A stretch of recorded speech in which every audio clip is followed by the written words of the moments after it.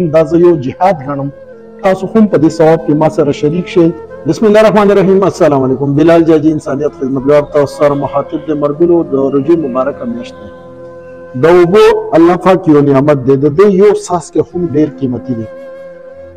زه ډیرو ځایونو کې ګورم چې سرکاري ټویلو نه خلکو کنیکشن یې اخیستی دي چې پیپ مات شي نو بیا څوک غم نه کوي.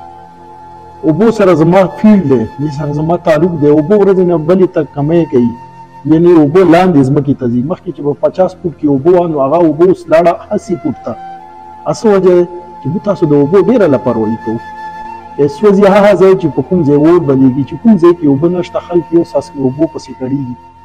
نو تاسو کله چې هغه خلک وګورئ نو بیا به تاسې اوبه نه ضایع کوئ. د روژې مبارکه میاشت دی، دا زما فیل دی. چېرته سرکاري ادارو کې مسجد اودس چردام ځای وي، پېښور سیټي کې دننه چېرته جوماتونه وي چې هلته کې د اوبو پایپ مات وي یا بمبې خراب وي، نو زه به د الله رضا دپاره دا یو جهاد ګڼم. نو تاسو سره زه خپل نمبر شیر کوم، تاسو ما سره رابطه کولی شئ.